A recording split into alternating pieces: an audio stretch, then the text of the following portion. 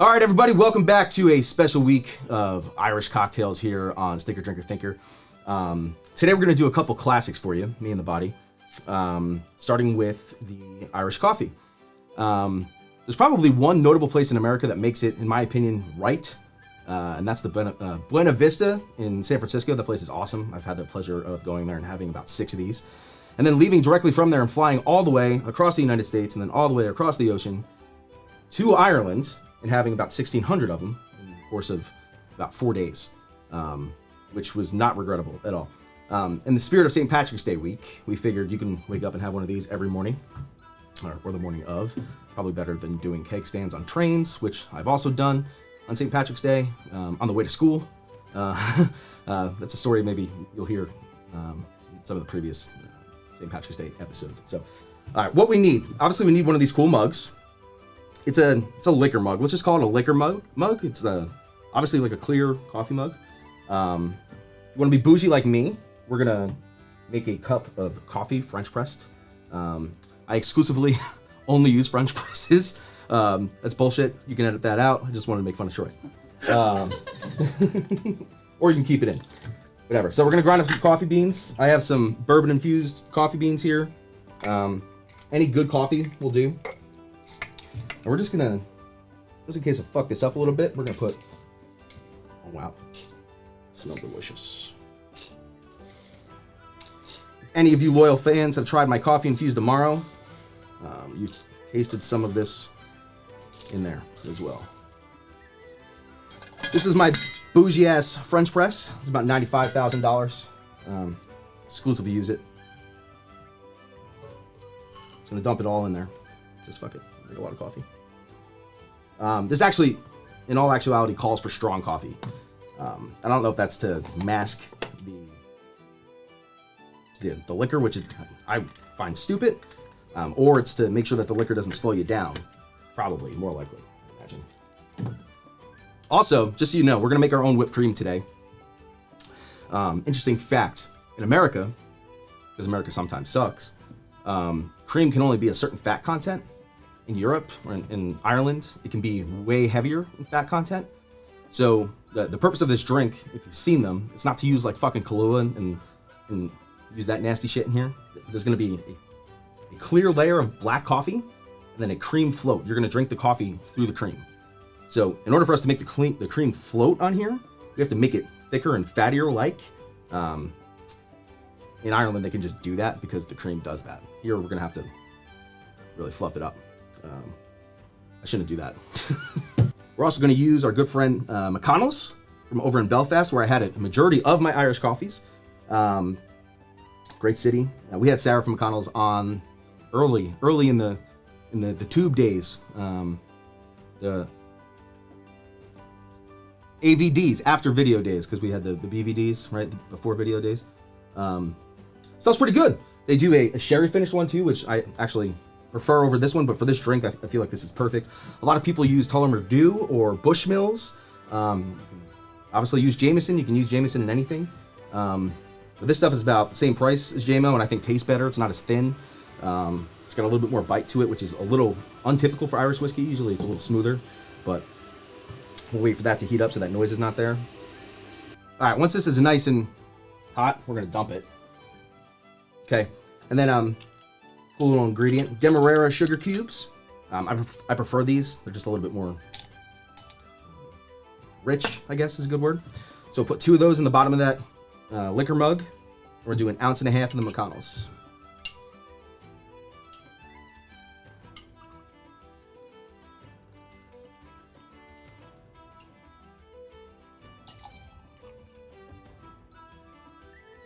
Yeah, and obviously it's not gonna dissolve right away if you let it sit for a second. Some people will say not to put the whiskey in first in these. There's like a million ways to make these. Like, again, some will even have Kahlua. I don't necessarily agree with any of them. Obviously, this is not going to break up too much. This is just like, room temperature liquor, but you can give it a little stir. Then you want to get about 4 to 5 ounces of this coffee in here.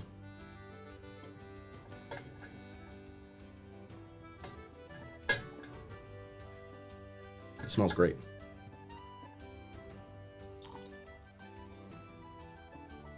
Oh yeah.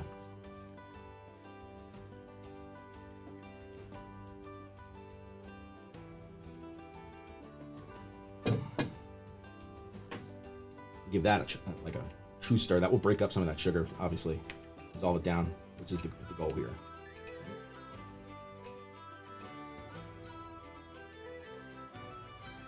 You can kind of see it at the bottom.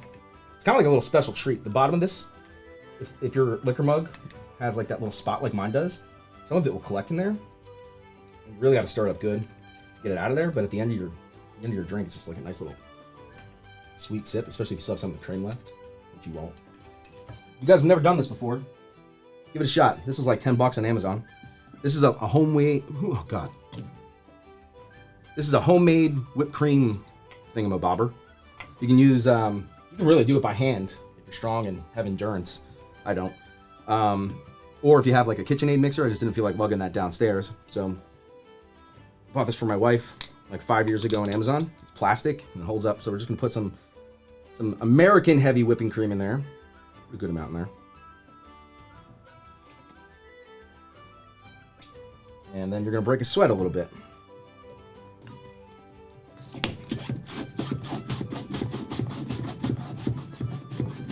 You'll notice when you're doing this, it starts to like get a little bit harder. That's how you know you're getting it nice and thick. That's probably a bad word to say while I'm doing this too. Thick. Yeah. Starts getting a little sticky. Sploogey. Starts splooging out the top like this. Getting there. You can add a little sugar to this if you want. You don't have to. I don't like to. But remember, you do want to float this on top of the drink. So you don't necessarily want it to be like loose. Oh, I've cracked myself up. All right. Look at this. That was just, regular heavy cream that I put in there. That's some nice, thick, juicy stuff.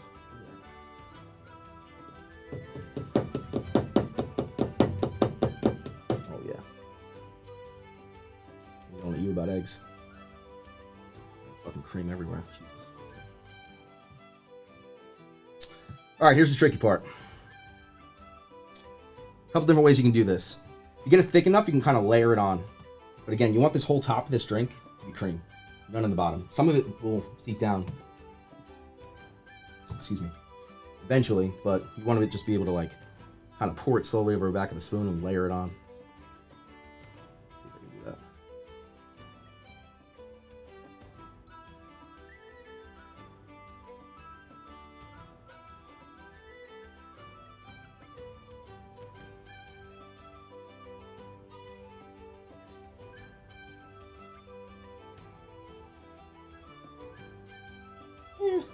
I put a little too much in there, but more the merrier, really.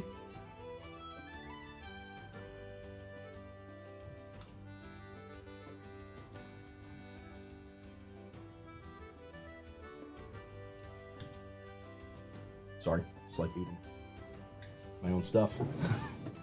Gotta stop, man. I'm on a roll. Let me just clean this up real quick, man.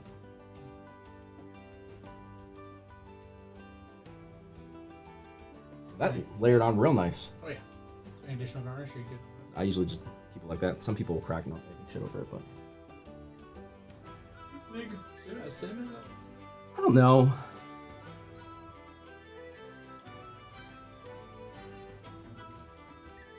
And here is your Irish coffee.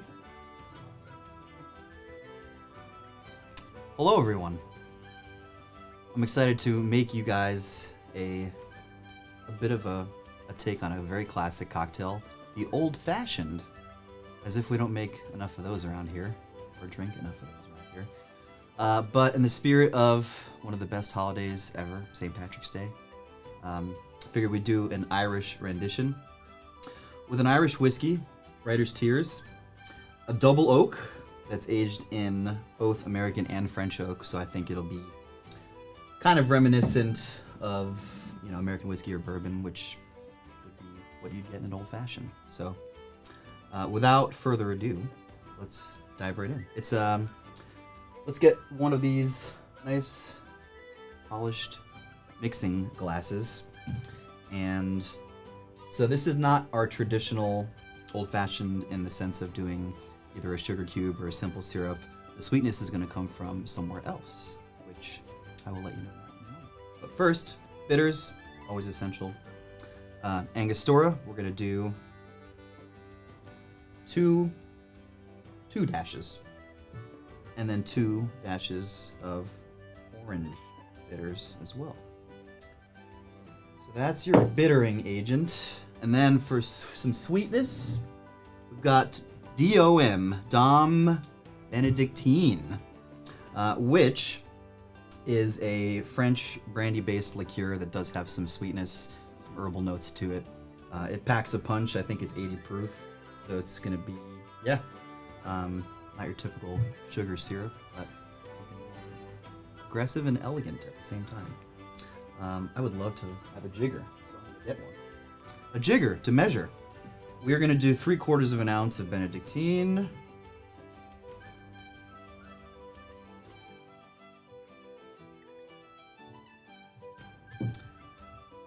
Last but not least, whiskey, which I'd like to know what I'm getting into real quick, if you don't mind.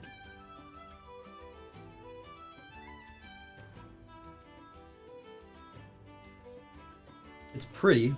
It's not as robust as most bourbon would be. Not that super brown sugar caramel, but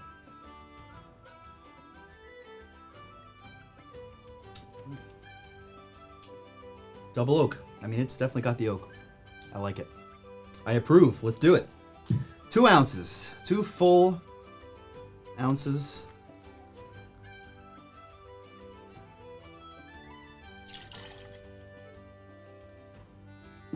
Bada bing, bada boom. Alrighty, we're gonna add ice. But first, let's actually get a nice looking cube in here. Alright, people. Let's give her a nice stir.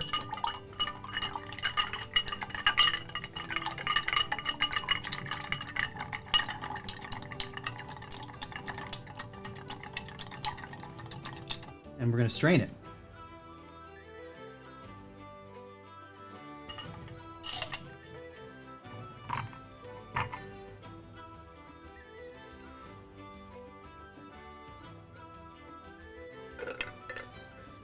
All right, got an orange. We are going to peel a nice looking slice.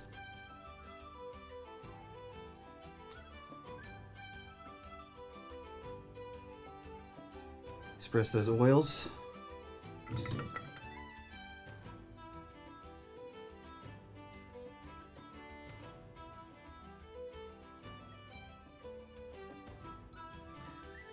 You know what? Thinking about getting a little fancy here. I'm gonna take a knife and cut it into a nice little shape of some sort. Is there a cutting board right here? No, that's fine.